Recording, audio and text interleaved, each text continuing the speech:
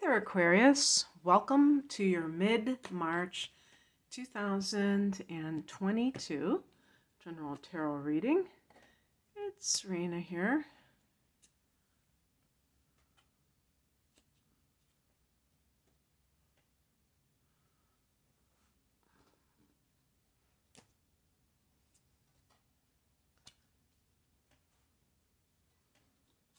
Oops.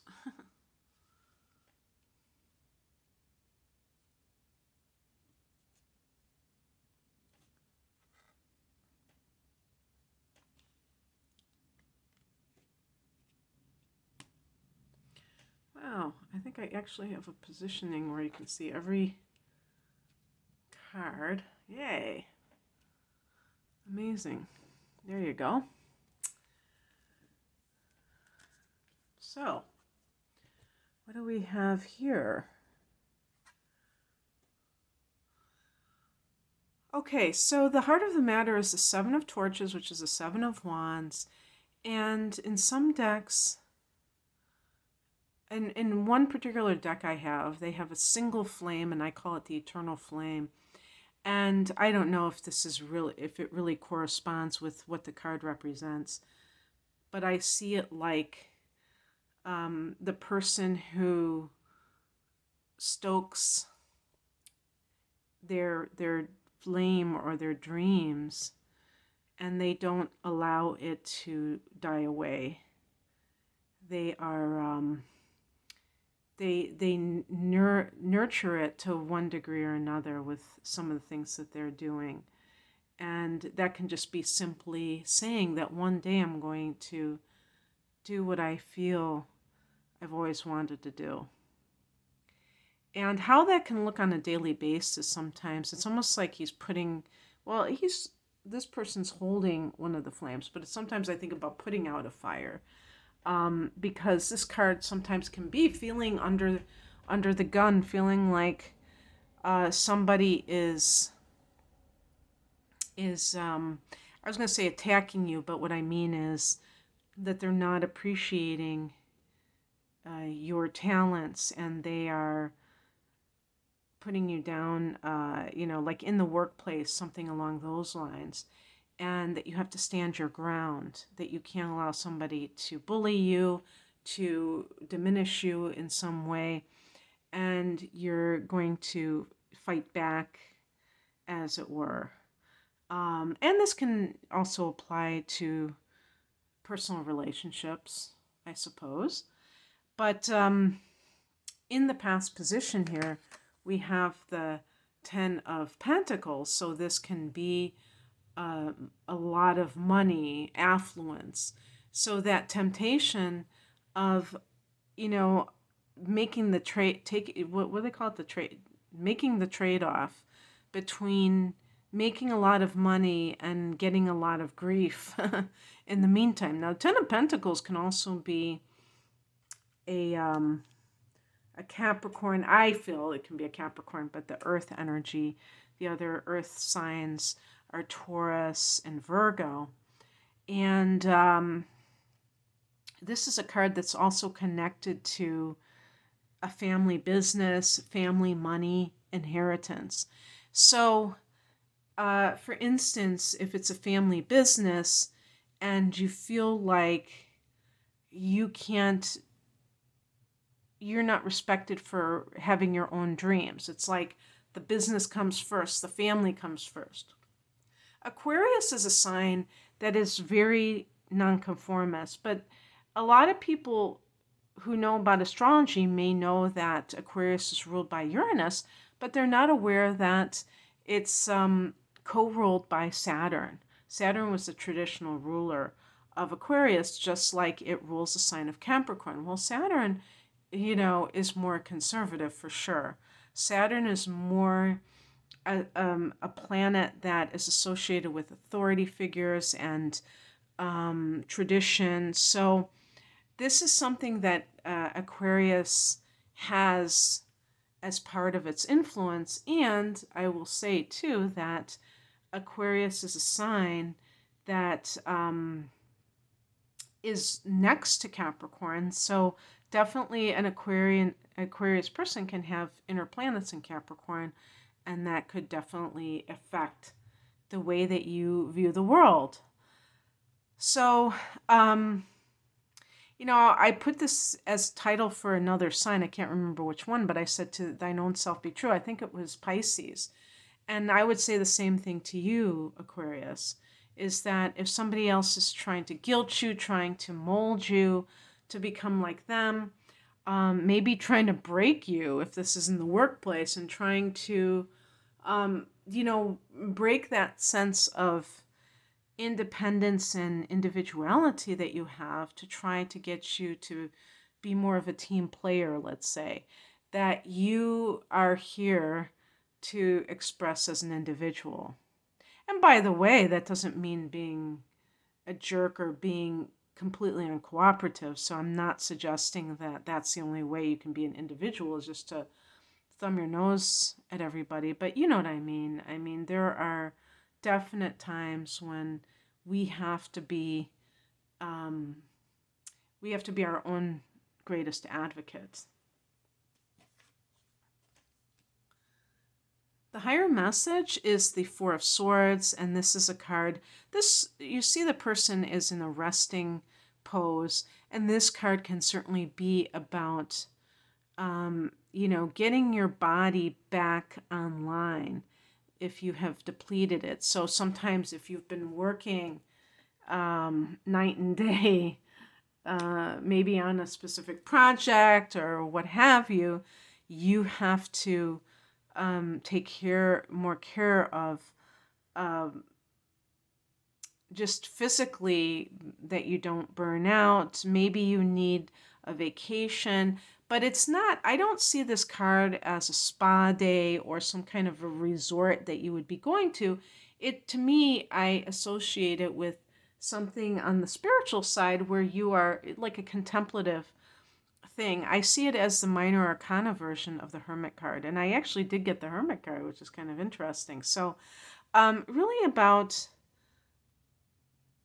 contemplation, maybe some solitude, some time alone. To number 4 is about order.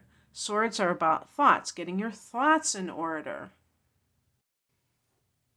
So what crosses you is the Hermit. So that is that you are kind of maybe fighting against stepping away from something.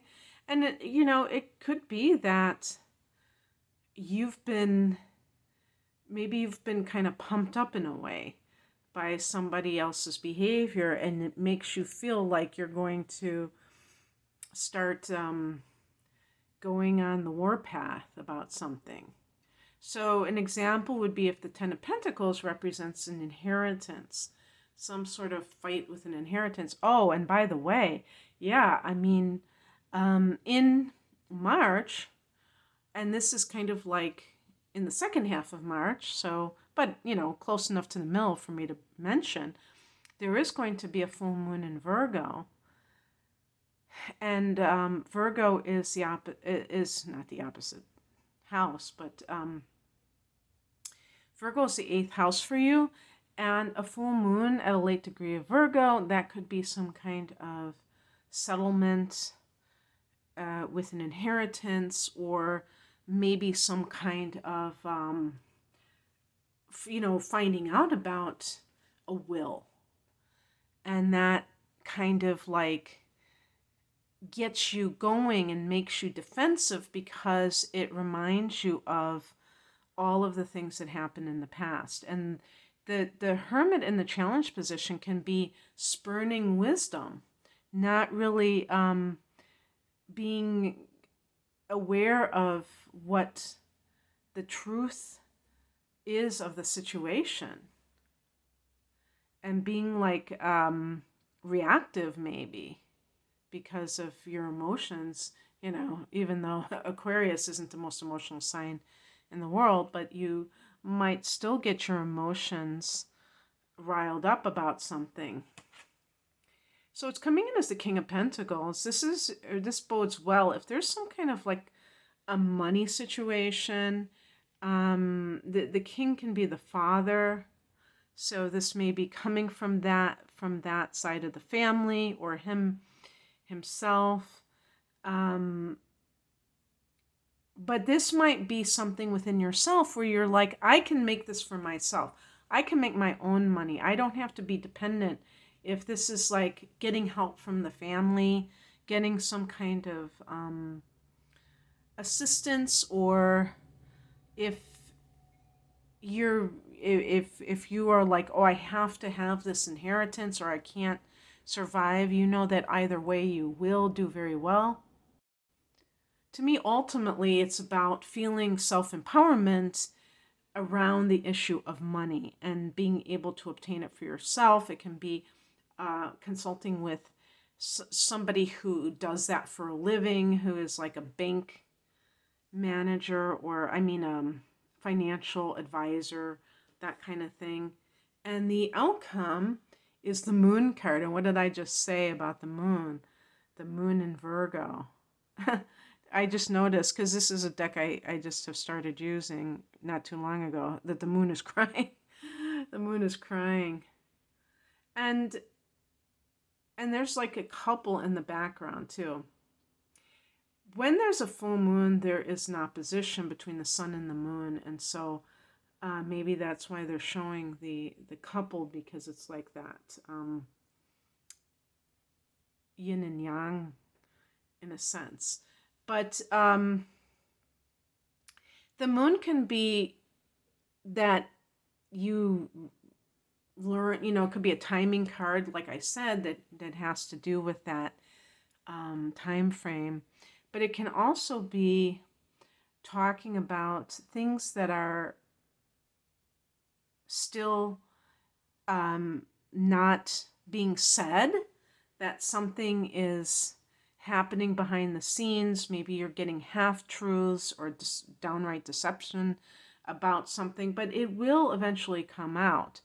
And that's the thing, because the full moon can bring out secrets. And then the 8th house, this is a house that can be about secrets too. So that could really be a double whammy in a sense. And the bottom line is that with the 7 of Wands, if someone else is trying to project onto you things that maybe they're doing, that's something to think about, because then we tend to be defensive when in fact they're putting you on the defensive, because that's their best offensive. You get what I mean? Get what I'm saying here? So the moon is also about using your intuition. You don't have to rely on other people to tell you what the truth is. You can search within yourself and find it out for yourself, because other people may be, not being straight with you, and there's no reason why you should believe what other people say. They might not be honest brokers. And so anyway, that's what I have for you, Aquarius. I hope that this resonated. If you would like a private reading, I primarily do astrology readings. I have a deep dive reading, which is comprehensive in looking at your natal chart, plus looking at some of the important transits in the next year as a single reading, but like a double reading, at least 2 hours in length for a special price. I have other types of readings that are also available. My website is rainandmoonastrology.com. The link is below. Take care. Bye.